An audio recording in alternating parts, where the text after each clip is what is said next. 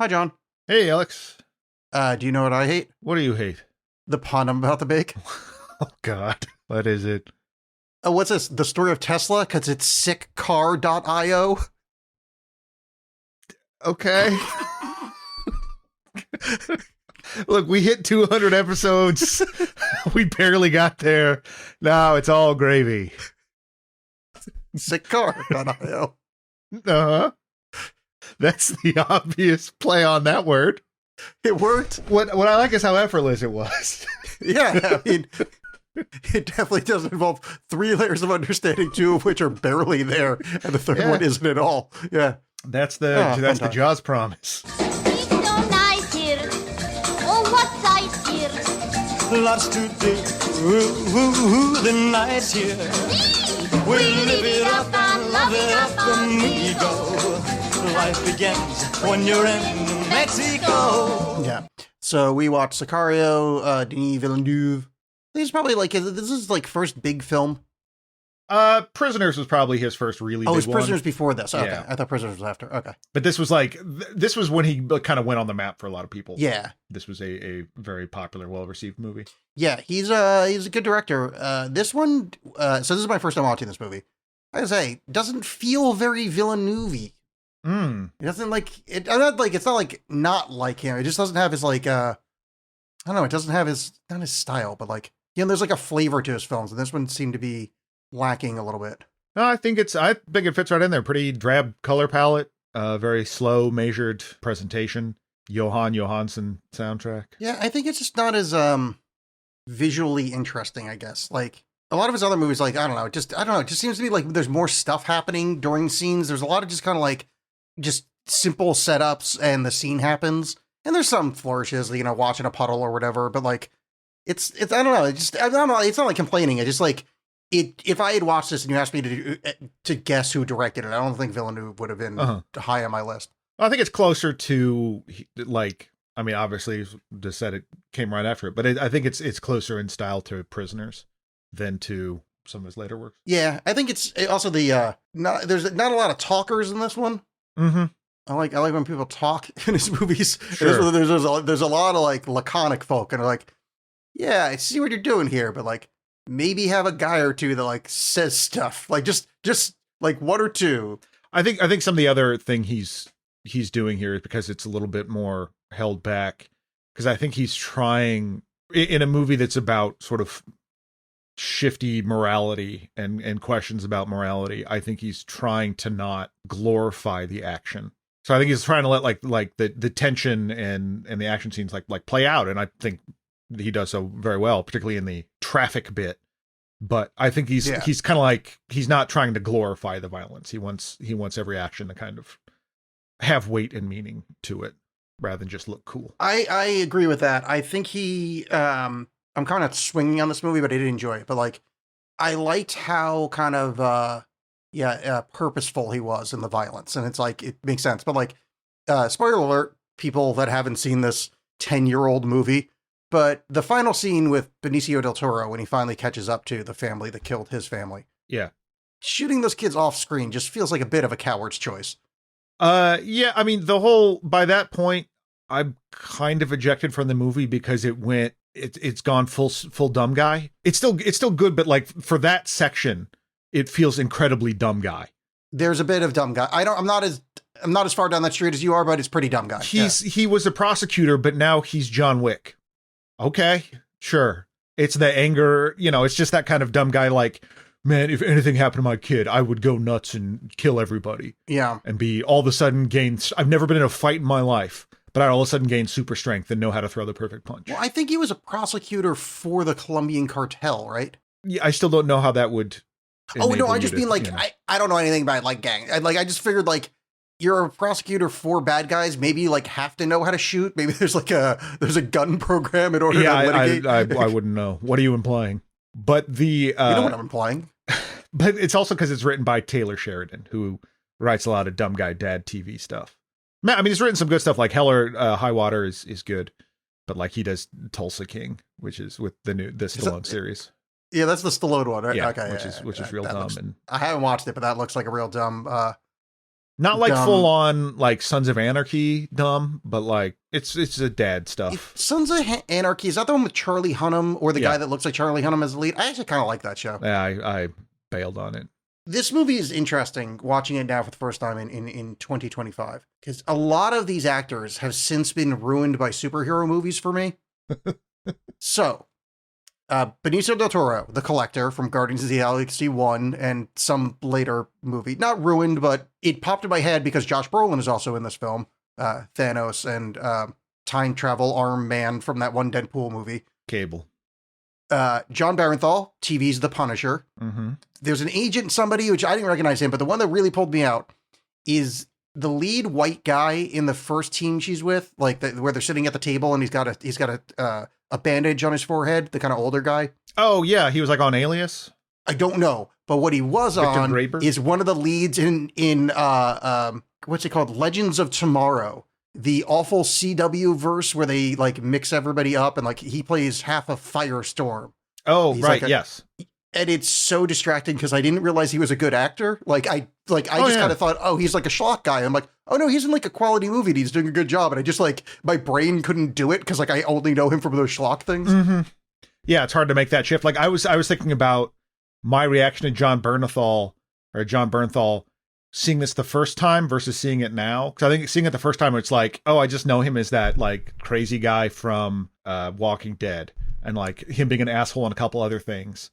So I'm like, oh, it's the asshole guy. There he is. Now I'm like, oh, John Bernthal, that guy's great. I really like him. Yeah. What was interesting for me too is like looking at this movie now, he's like almost top billed.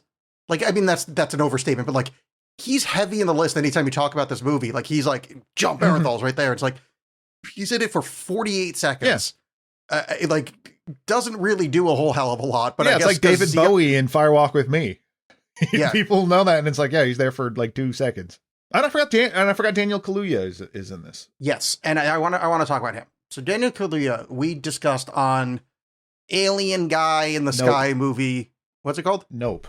Yeah, I know. I want to know the name of the movie. Oh, Sicar.io. Hey. Yes. I mean, the more I say it, the more I like that opening. I gotta be honest with you. Sicar.io. I'm glad someone does. It's so somebody out there is gonna like. Here's the thing: is I can't promise someone's going to like it for its comedic value, but I guarantee people are going to like it for how much it annoyed you. Sure. Well, thank God. I did not like him in Nope. I thought he didn't do anything. And I was like, oh, no, I get it. You're a good actor in this one. Like, I'm like, oh, I see why people were seeing stuff in him. Because I saw nothing in Nope. And this was like, oh, no, you're doing a lot. Like, I like you. Yeah, he's pretty great as Reggie Wayne. Her Rock, Emily Blunt's Rock in the police world. But like, he used to be like a garbage man, went to prison for a while. Yep. If you're 48 and watched a lot of TV when you're younger, you might get that reference. Yeah. And it's nice how you didn't go for the obvious thing anyone might know about, but instead went for a Charles S. Dutton reference. Oh, you mean like Sean Connery breaking back in after all those years? That's exactly what I was thinking of. Yeah. Or the fantasy bird. Or can you smell what the Highlanders of Ramirez is cooking? You got one or two more? The cook is cut to improve your voice. You were named after the Sicario? No, I don't. Here's the thing about this movie. Kind of thought I'd have something that I don't actually have a lot. I hope you have something to talk about because I'm not trying to bail on this, but like I found this to be a very watchable, very technically well done movie. But I got very little from it. I didn't connect with anybody. I kind of like I liked it. Not to skip to the end of the episode. I'll probably recommend it, but like I don't know that I like enjoyed it at all. And everything just kind of like the twist wasn't very twisty, and I don't know. It just felt a little lacking in a lot of ways. Yeah, it feels like something you've seen before, just very masterfully done. Yeah, just like this is Denis Villeneuve's version of dumb guy action movie. And I think it lags kind of heavily in the middle. I think Emily Blunt kind of comes to the same realization several times, which is funny, which is annoying. But like, I think it's this time around, because that was my complaint the first time I saw it. This time around, it's a little bit more of a journey where it's just like how much is she willing to compromise herself for this, until it kind of realizes like this if I compromise myself, I'm gaining nothing here. So two things. I don't know Emily Blunt that well, and maybe we she's go a way great back. actress. We've done 2 movies with her on the podcast. We've done Oppenheimer and The Edge of Tomorrow. Who was she in Oppenheimer? She was his wife. Oh, yeah. She's not even in it all that much, right? No, just enough for him to go, my wife. I don't like her in this, and I think the movie suffers for her having been cast. I think I don't know who would do it better, but I think you needed a deeper actress. Like I didn't buy her story. I don't buy her as a badass. Like, yeah, I don't. There's a lot I don't get. She's very dainty in this. Particularly, I mean, even compared to Edge of Tomorrow, where you see her kick ass like that, she just looks so much more like faunish in this. Which is fine. I think she's fine. I just don't buy her as a tough cop. When she's just there, it's fine. Like, but at the beginning when she's like in full SWAT gear, it looks weird. I think she's fine. I agree with. I just think this movie needed a really strong female lead, and it didn't get one. It got a perfectly serviceable. I think it needed a lead that did anything except go, huh? Yeah, that's what I mean. That's what a lot of it is just it's just the audience foil for this stuff to play out in front of. Yeah, and it's like a Neil Gaiman book where you just need some guy to go, what? While cool stuff happens in front of him. And Josh Brolin, I don't dislike as much as I dislike Emily Blunt in this, but I don't think he quite nailed it either. I like, weirdly, and I'm generally not a fan of Guillermo del Toro. I actually liked him in this, which is rare Benicio? for me. What's that? Oh God, I said Guillermo. Sorry, Benicio. Yeah. I got the bull part right. Whatever. Yeah. No, I like him in this again. Like the turn that his character takes is a little far-fetched for me, but I do think he plays the character very well. But he also is like kind of likable, which is nice. Like I buy him with Emily Blunt. It feels like, and I didn't do a lot of reading on this because the only reading time I had was after I watched it, and I didn't have a lot of time, and I didn't want to get spoiled. But like, it feels like there was maybe cut scenes where him and Emily Blunt hooked up. They had vibe later in the film that it seems like maybe there was something on the editing floor. Yeah, I think it's just that. I think that's what they call subtext. I think there's a certain amount of that there where there's an affection, and like he's the only one that seems to like give her advice and care about stuff like, hey, do this, don't do this, look out for this. But then he'll turn a gun on her when he needs to. Yeah, he's a Sicario. Which, by the way, Sicario apparently means assassin. Because I looked that up because I'm like, I don't know that word. Yeah, they say it at the beginning of the movie. Speaking of segues, I don't know anything about Emily Blunt, as we've discussed. Is she not American? No, she's British. Okay, because her accent falls apart a couple times, and I wasn't sure what the fuck was going on because I kind of thought she was American. So side note, apparently she does a really good American accent in other movies, because didn't know, but she screams a couple times. I'm like, ooh, what happened there? Those vowels just fell. You have more of an ear for that than I do. I can never. Very rare I pick it up. Yeah, because that's one of those ones that I always hear stuff, and I think it was Steph Quaker, one of the psychotically listens to way too much of our show, went back and listened to a scene I'd referenced with somebody's accent breaking. They're like, oh my God, I totally hear it now that I'm like, yeah, right? So apparently I have a really good ear for that. For you and Commissioner Gordon on one of the Batmans.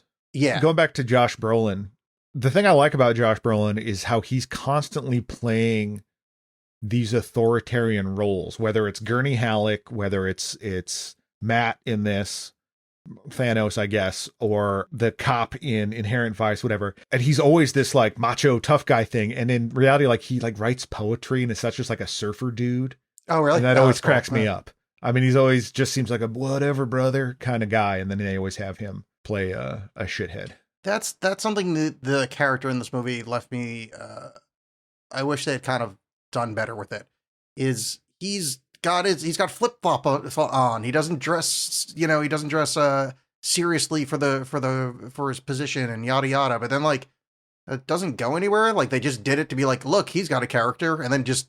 I think this is also meaningless to him. You know what I mean? Like the actual weight of the stuff going on just doesn't mean anything to this guy anymore. And like he's, I don't know, transcended, but moved past or set aside morality to just be like, yeah, whatever. I'm all casual about all of this, sort of in an anti-woke Alan Watts kind of way. I don't know Alan Watts well enough, but I'm going to assume you're right. Good job. Because I think that like her whole transition, like you see her at the beginning wearing more like blues and stuff like that, and as it goes on, she starts wearing like more grays and darker colors, and I think it's supposed to be indicative of this slide into dark morality. and that he's there too. He just does not give a shit, just casual about all this. I think this movie just lacked like one big role to like play off of. It's just kind of like everybody doing the same thing. Like, I'm being so mean on this movie, but it's generally really well done. But it's I mean, it's kind of what I was saying about like she comes to the same conclusion several times. Yeah. Like, wait, we're operating outside the law. Wait a minute, but this is illegal. Oh my gosh, we're operating outside the law again. Yes. Yeah. You sure it are. never changed. And then like at the end, does the John Galt not John Galt, whatever, that guy from the Crucible. All I have is my name. I can't give you my name. And she's like, all right, yeah, I guess I'll just write it down. That's fine. Yeah, that's the thing I don't. So at the end, skipping ahead because we'll be jumping all around here, is that there's the final standoff between her and Benicio del Toro, who has a gun to her head. It's like, you need to sign this piece of paper and say that everything was above board. And what I don't understand is what happens if it's not. And I don't know if some of that is just the era that we're currently living in. Oh yeah. But it's like, what happens if it's not? Who's going to stop you? You know what I mean? Yeah. Like, you could just forge a signature on there. You could kill her and forge the signature on there later. Like, I'm not advocating for that, but it just seemed like a weird, I mean, it allows her to have that final stand and kind of when her back's against the wall to cave and do that. But at the same, like, so as an emotional beat, I understand that, but as a plot element, it just kind of seemed unnecessary because it seemed like this whole thing was just having her barely be involved anyway. And like that they didn't kind of care, that it was sort of a like, yeah, we'll bring this person along because we just need cover because we need to have a U.S. agency around while we do our thing. But it all seems like everyone's in on it and doesn't really care. So what's at stake there? You know what I mean? Like, yeah, that's kind of where I understand the emotional level and that kind of worked for me, but for a larger picture, it's like, so what? Yeah, I think the lack of a strong female performance and a really strong male performance other than Benicio, but like I needed their arc to be better or the plot to kind of be more plotty, but like since they're trying to go for like the subtle emotional thing and like, well, this is what it is, you know, like we're living in the grays, like, you know, there's this guy's they're just getting their job done, it doesn't really matter, we're just going to put a different guy in charge. Fine. But like that's one of those movies that you need like a Meryl Streep level performance. Like you need a knock it out of the park, not a solid BB plus. Like just you showed up and you did your work and you did it kind of well. Yeah, it's just and I think that's part of it. It's because this movie is very piecemeal and very obfuscated. Like since you have this audience surrogate that you're following along with and kind of learning the information as they learn it, and you learned that they're operating in this very moral gray area. Is it correct or whatever? The movie doesn't want to necessarily come down on that. It does because it shows you the effect of the violence that happens to people that aren't directly involved in this military unit and how that radiates outwards. But as far as, again, that sort of the legality and them operating out of the law, it's like that. It all still feels very murky by the end of it. Like I like her kind of just feel like, what? Like what did I just go through? Yeah. What did I get out of it? And I think that's certainly an end. Like that's a thing you can leave audiences with. But that being said, because of that, if that's your goal, then I think a lot of the performances do seem kind of adrift because the movie is sort of in this netherverse that it doesn't want to come down too hard on one way or the other. There's another problem with the murkiness. She goes and talks to her boss, played by Victor Garber, as we all know from Legends of Tomorrow. Mm-hmm. And he's like, yeah, these are like elected officials are saying this is okay. Like he's basically saying fucking Washington is okaying this. Yeah. That kind of makes it legal. Like, I mean, I'm not saying it makes it morally correct, but like right. Her problem is the legal issue. And the legal issue was, for all intents and purposes, solved. Right. Her boss said, the government said this is okay. You're a cop. Therefore, fine. But I think the idea is that they don't necessarily know about Alejandro. The action of what they're claiming to do is okay, but the reality of what they're doing is that they're just clearing space for Alejandro to get in there and perform an assassination. I mean, sure, but I mean, the fact is, once like it's kind of like fully established 100% that they're CIA.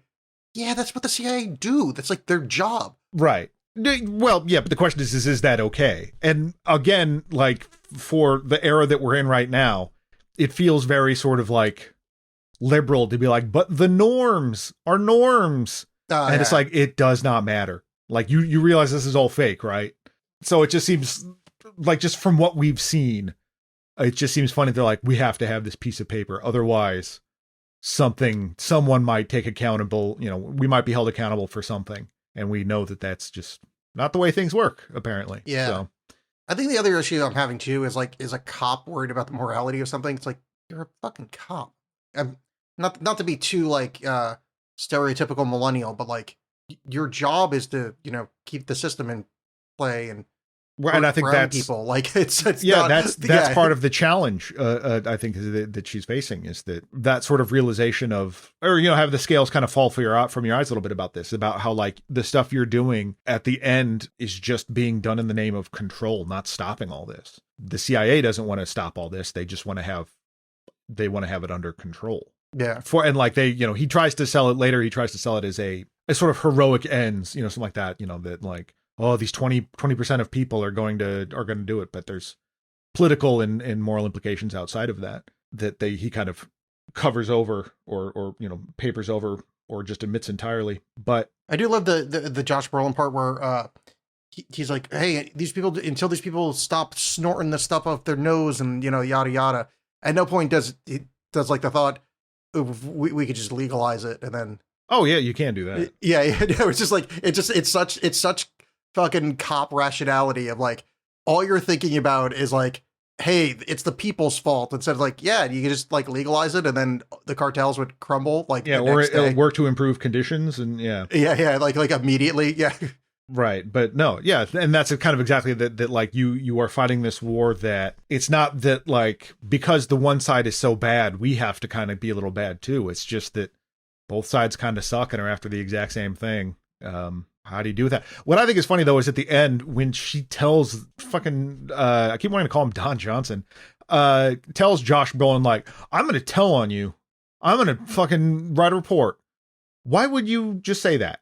Why would you just go do it? Like, you're just telling, hey, you should murder me right now. It's not smart. Yeah. She's not bright, as a character. Real stupid. There's a lot of issues there. Like also just sign the piece of paper and then tell your superiors later. Right. Like, that I was coerced into doing this. Yeah. You'd be like, cause that's the thing. That's not a legal contract anymore. He had a gun to your head. Yeah. That contract isn't valid. I don't know if the idea is then that he would be like, they'd be like, we don't know who this guy is. Nope. We have no record of him. She's lying. This is all fine. Yeah. I don't know. That's fine. Cause all she's concerned with is her precious morality. Yeah. Yeah. I'm not seeing Day of Soldado. So maybe that happens in that one. Although I don't think so. I think it's just Benicio del Toro, like doing dumb guy action stuff. Yeah. I think they really remove the Denis Villeneuve of it all, I think, in the second one. Yeah, the dumb action stuff is not the I did like the beginning car caravan sequence was nice. That was like when they're going over the border. Tense. Yeah. Yeah, it's great. It's like he took Falling Down or 8.5, the beginning of 8.5, this traffic jam thing, and like nothing's moving, everything's at a standstill, but it's still so like tense and kinetic. Yeah. And I thought that's great. And I think that was a big selling point for this movie. I remember everyone talking about that sequence. Yeah, I got it. It lives up to it. It's really good. I mean, all the action scenes, for we talked about trying to make it not super stylized and just cool looking. They're still great. They're still really intense and interesting. Yeah, the crossing the border sequence, I did have a problem there of Emily Blunt like freaks out like, you just killed those guys. That was so illegal. They were pulling guns on you. Like, I mean, I get her kind of stance question mark, but like they were pulling guns. Like it happened. Like, right. You're there. You agreed to be there with guns in Mexico. You've already agreed to this. Like there's tacit understanding that this can happen. Right. Well, and you're also, hey, you're on this side of the border. So, I don't know. Yeah. I don't know the some of the legal stuff about it again, because you're kept obfuscated from it. It's a little tough to know what exactly they're referring to or what exactly about that was illegal. You're just supposed to go because she told you that, and she's the sort of the voice of good. You're like, it must be then. Yeah, I guess. Yeah, is she the voice of good? She's supposed to be more the voice of reason. I guess we'll say that, or like, hey, you're not playing by this book. Yeah. Just to go back to the John Barenthal of it all, whatever. That whole thing was pointless and just kind of wasted time. Like it's. I think it's just they go on. She's too tightly wound after some of the stuff. So her partner, Reggie, Daniel Kaluuya, they go to a shit kicker bar to have some beers and hang out. And they run into John Bernthal, who Reggie knows from some other police thing or whatever. And they hang Apparently out. softball. Yeah. Softball is part of it. Well, that's how she met him at first too. And they hit off and they go back to her apartment to get it on before marriage. So you know nothing good's going to happen. Yeah. And Jason's going to kill him. she puts together that he's working with the cartel. And it's just that how deep the cartel's gotten here. And again, a further erosion of trust in those people around her. Yeah, sure. It just like, I don't know. There's a lot of this movie, like the entire sequence with the father and son in Mexico, the guy that's a cop. Uh-huh. We spent so much fucking time with that guy to have it go almost nowhere. See, that to me reminded me of Dennis Hastert in Heat, where the guy who ends up being their driver, that we see him get out of jail and get a job at yeah. That it's just this guy, like, again, this sort of this violence radiating outwards, like for the cops, like they're doing this stuff and they're manipulating all this stuff so we can get this guy and shoot him, and then we can control some of the drug trade. And meanwhile, this kid doesn't have a dad anymore, and but in the service of nothing. I kind of get that's sort of what they're doing, but like in the end, he was like he was helping with the drug trade. He was packing. Right. Yeah. But I think it also, because you see, you get the sense that, you know, because the cartel controls all this stuff, that there's not a lot of options for people in that area. The way the movie presents it. And then you also have, and part of me wonders if this was reshoot, since it's kind of the same scene over and over and over again of him and his son in the one room, is that adding those scenes adds a different emotional element to that final approach when they're chasing after, when Benicio del Toro is in the car with him chasing after the one drug guy. Yeah. Is that instead of it just being, you know, like, oh, he's on his tail, there's a different emotional depth to it. That, like, because now you're kind of worried for Silvio more so because of his kid.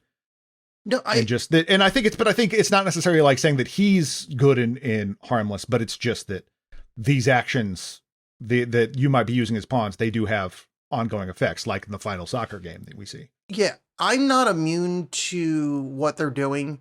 I just wish that guy had something else to do, because he's only in the movie to be killed later. Mm-hmm. He plays no other part. Like, if we had a scene with him talking to his boss at the cop shop, and you see that he's like upset that he's got to prop up the cartel, cool. Then at least it's like we get something, or at least like some way that he connects to the A story, other than we just watched him for 16 minutes of time just so we felt bad later when he's dead. Mm-hmm. It felt a little shallow. I mean, I get it. I just think that it is an attempt to add that emotional element to it. You know, obviously how successful that was, you know, go with God on that.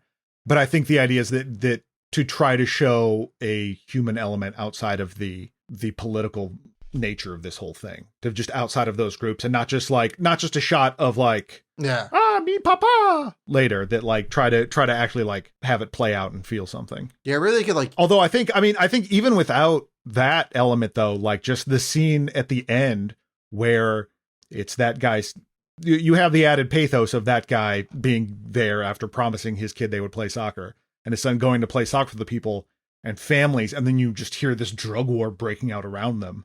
Yeah. I think that on its own is a very powerful moment.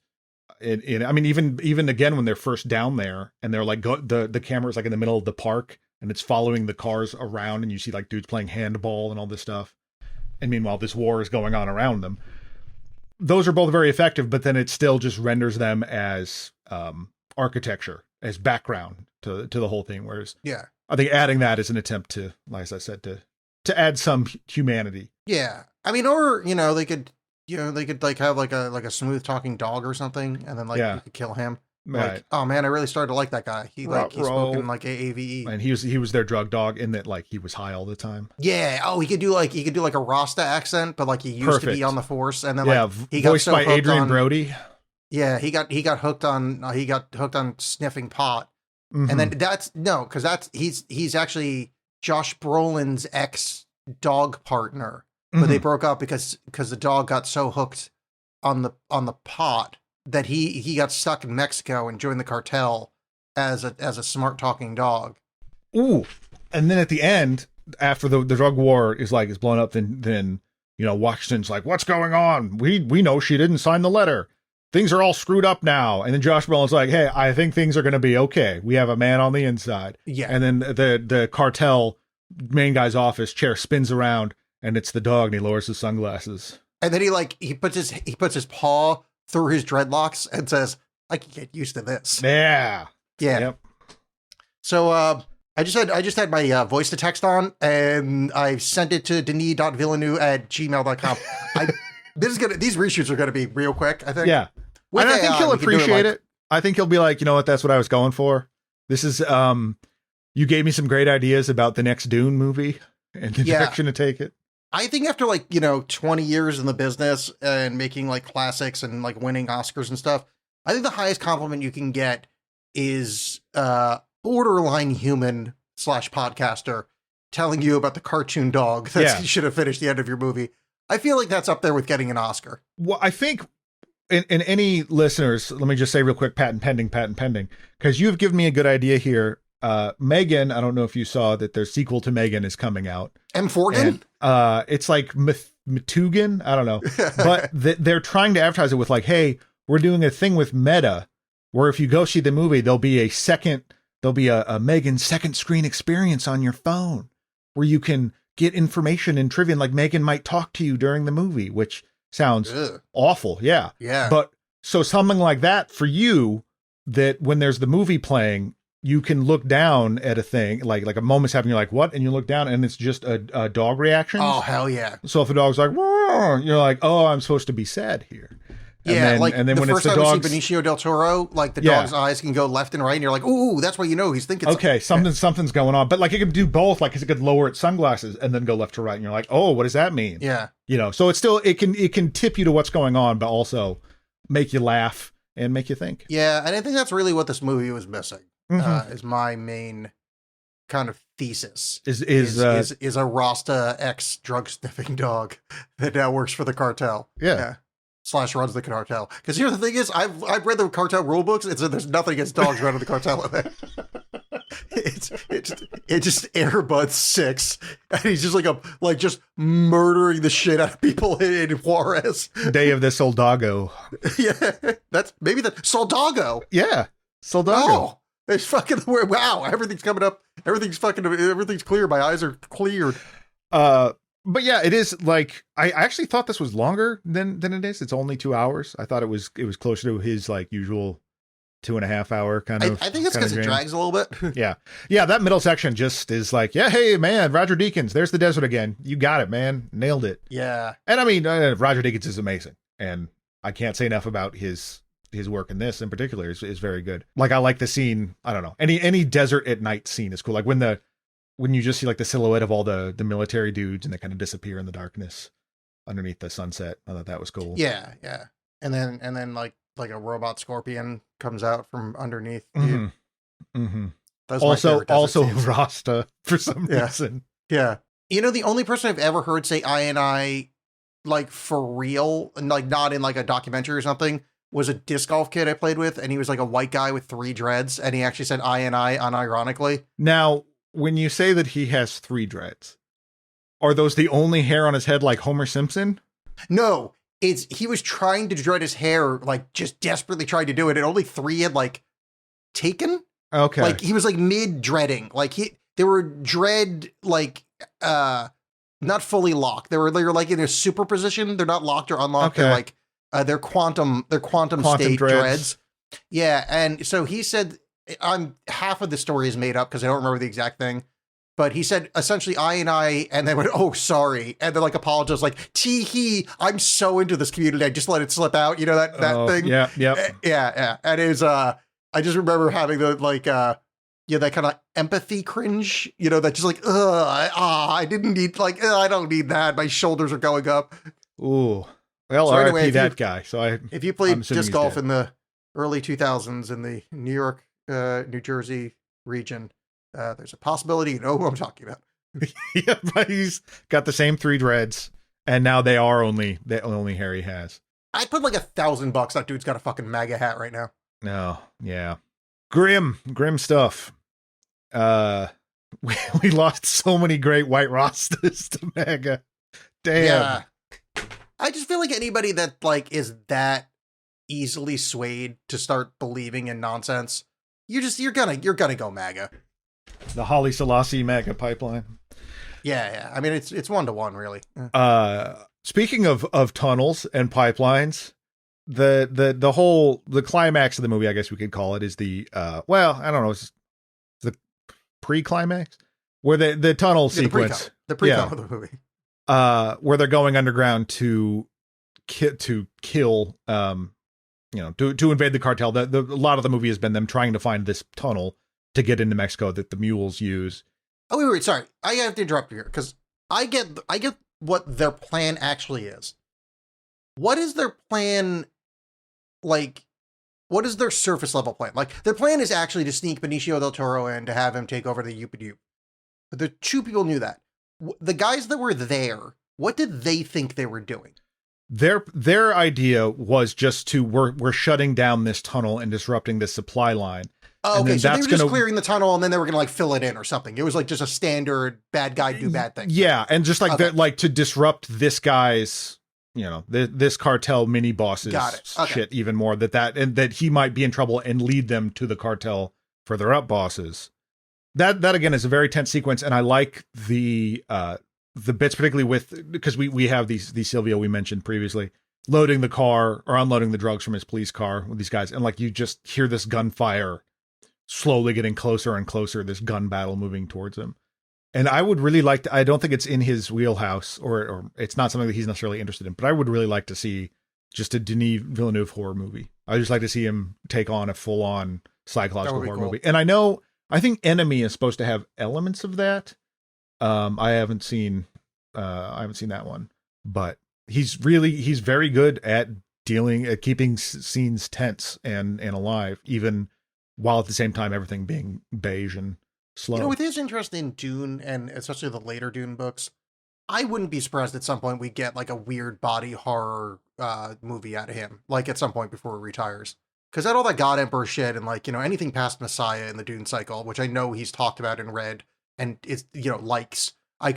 I feel like somewhere down the line he's gonna make a weird The Fly kind of thing. I mean, he's gonna have to, like you say, he's dealing with some weird stuff. There's rumors currently of Robert Pattinson being involved in Dune 3, which I'd be on board with.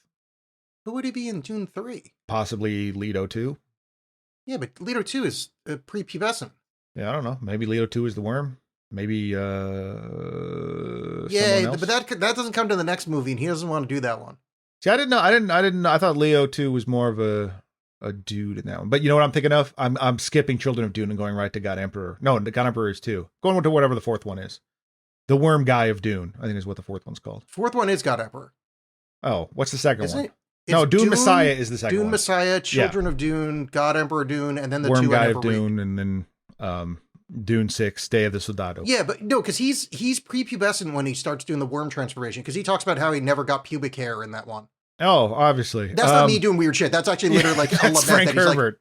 Like, no, this is like literally, that's not me talking about my what, do you remember the line? I used to use it all the time when he talked about his swelling beef or something when he talked about his hog.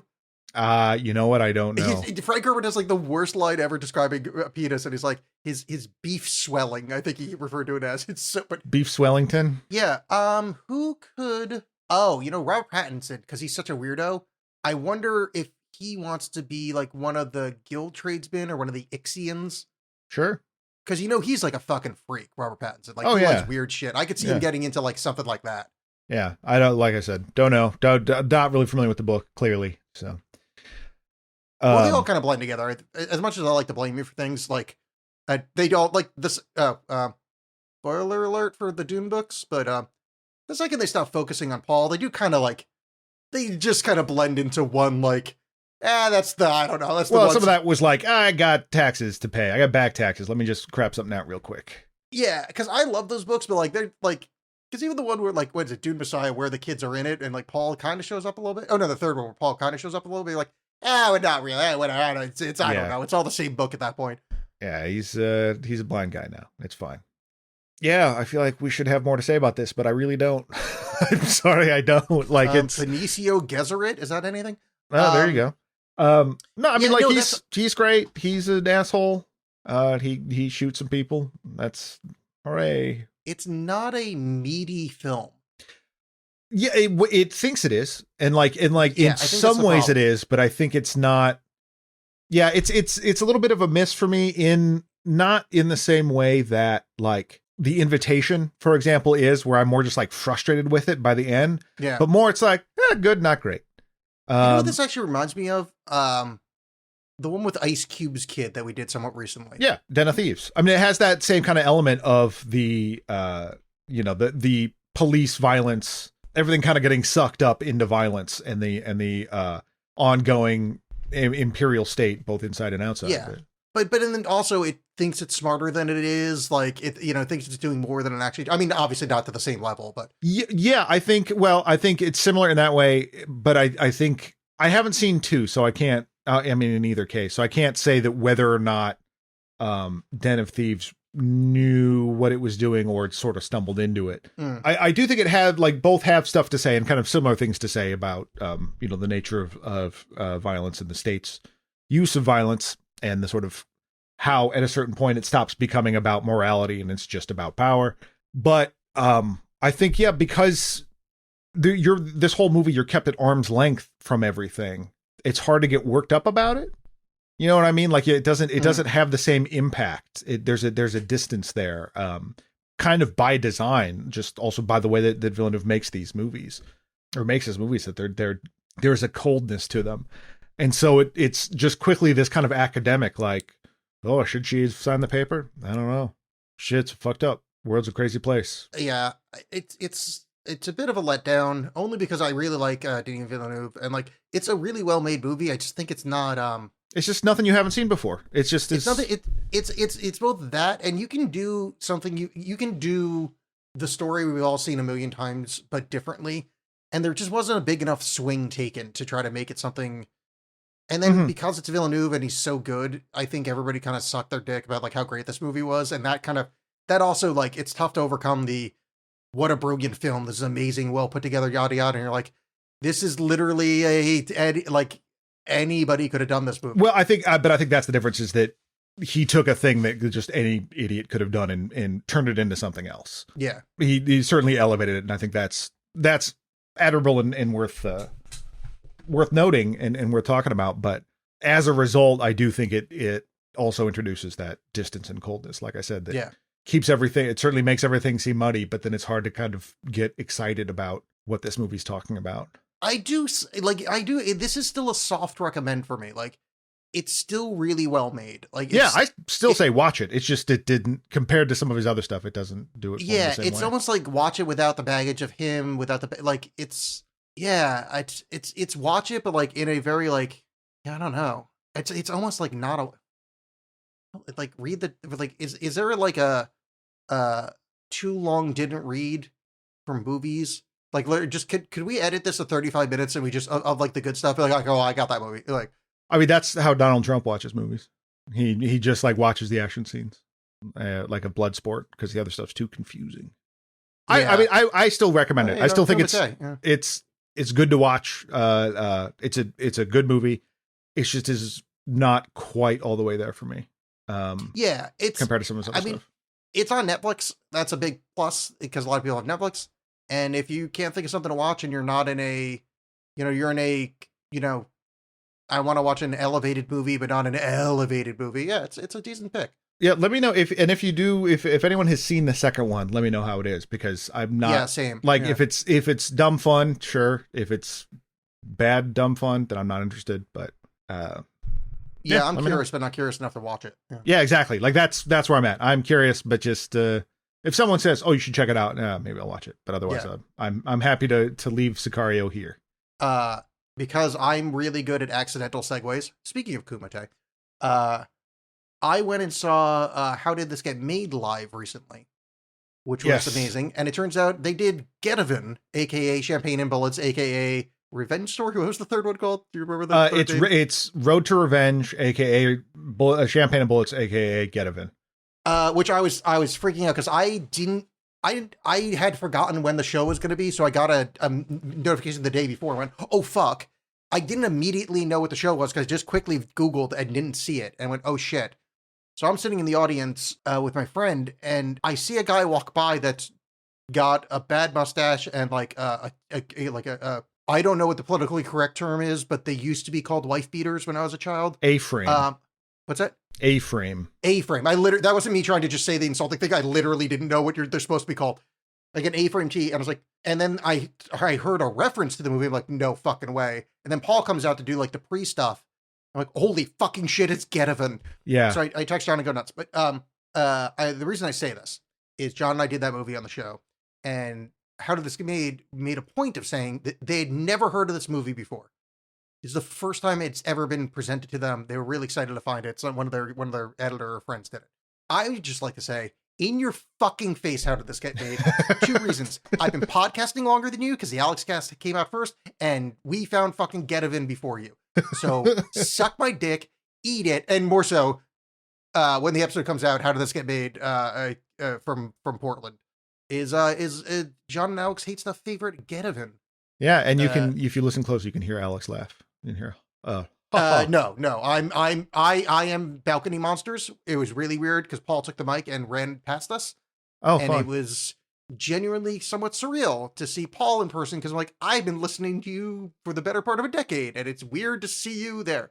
But okay, so that and my anti-recommendation. I had occasion to watch Peter Jackson's King Kong.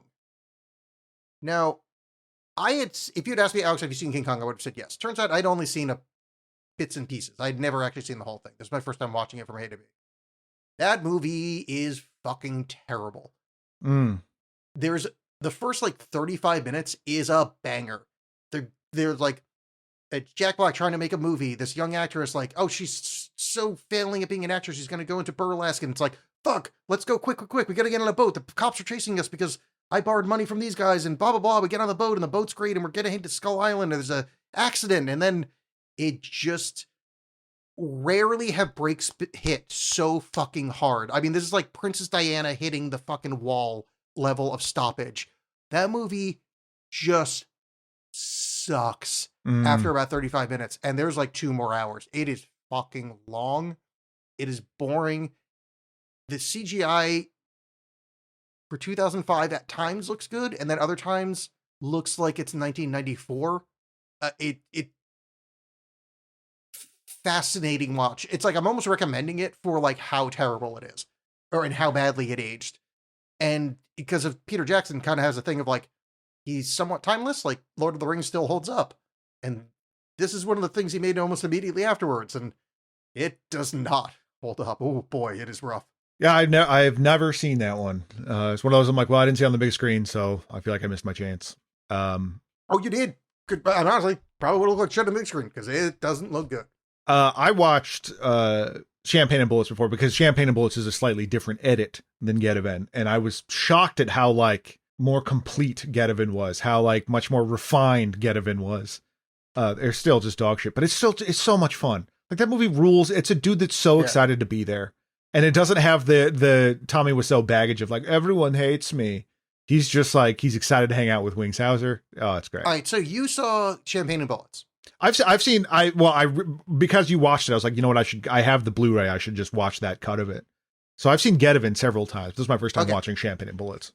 So in the discussion, I think it showed up in the version we watched in Getaven, the black belt poodle. Yeah. That's not in Champagne and Bullets. That was part of the reshoots. Okay, because apparently it's in Road to Revenge as well, I think. It's in 2 of them. One has a bunch of it, and one, I think the version we watched for the show only had like one little cutaway with the poodle. Yeah, well, it has the weird like edit of like boom, boom, boom of him punching the bag, and then you see the poodle dancing. Yeah. Yeah. But apparently, you have the Blu-ray. I didn't know that there was a director's commentary. I didn't know there was a commentary from the guy. Yeah. I need to listen to this immediately. I was and I don't know. You probably told me 6 times in my brain just is. No, he's very like, yeah, we did it. I mean, when you get, I don't want to give this guy too much praise because there is like 3 different sex scenes with him in there, so he's clearly had an angle. beyond just hanging out with Wings Hauser. Well, I didn't realize, and by we didn't realize, I probably forgot if you told me, I didn't realize that his girlfriend at the time was in the movie, was not the girl in the tub with him, and dumped his ass after she saw the movie and saw what happened in the tub. That is news to me. I was not aware of that. His girlfriend is the nun. That's his real life girlfriend. Oh, that's so funny. Yeah. So anyway, I rewatched Champagne Bullets, so I'll second that recommendation. And then watched a pretty interesting Albert Pune movie called Omega Doom, which is it's Yojimbo but with cyborgs.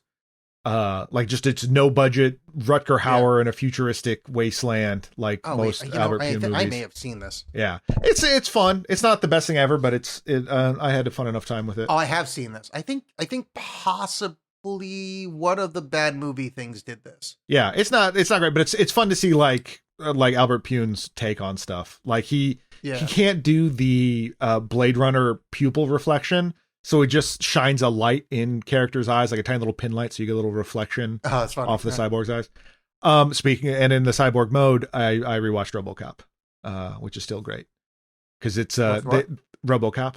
RoboCop, because RoboCop Rogue City is on PlayStation Network right now, so I've been playing that, and I was like, I should just go back and rewatch the original, and I did, and it's still good. I haven't seen it in a while, but I did just watch Buckaroo Banzai for the first time in a minute. And yeah. So, Peter Weller. Girlfriend did not like it at all. Yep, that's which was disappointing because though I made her watch. I think you mentioned it or somebody mentioned it as a follow up. Loved Big Trouble in Little China. Oh sure, yeah. Big Trouble in Little China is way more approachable. I would say. Yes. Yeah. It was my other co-host. I'm sorry to have conflated the two of you. Eric said that. He's like, maybe you start with Big Trouble in Little China as like training wheels for that level of like kind of camp and weird. So, John, I was thinking for next episode, what we should do is break from the tradition that we usually do and like watch a movie and then talk about it. And then we talk about recommendations. Then we tell them what the next movie is. You know, it's funny that you mentioned that because I just watched a very fun movie called Top Secret, sort of in response to the sad news that we have lost. Val Kilmer passed away. Great actor, great performer. And he's so funny in that movie. And so I thought, wait, John, I see where you're going. Me and you. Yep. Water skis, skeet shooting. Skeet shooting, yes. Close, but I was thinking we'd watch Heat. We'd keep the guns ablazing. Okay. Bring Val Kilmer into the mix and watch another heist movie. But this we brought up Den of Thieves, so let's go to the source. Celebrate Val Kilmer and the other actors and watch Heat. Yeah, I'm into it. I'm excited by this because I haven't seen Pacino or De Niro. I haven't seen them when they were good in a while. Mm-hmm. Both of them, the last like 7 movies of each have been like their garbage later work. And I'm actually kind of excited. Like, oh yeah, I forgot. They used to be like the best actors on the planet for a while. And it's somewhat nice. I know this is a little bit cresting the hill for both of them, but still they're in their close enough to prime. They're both great. And Al Pacino is I think his shouty era. He's in like the nascent stages of it. Yeah, that's my memory of it, is that he's not full every line is delivered like hoo-ah, but he's getting there. Yeah, this helped him on that journey. Yeah. All right, cool. So we will watch Heat, and we will talk to you in 2 weeks. And good evening. Good night.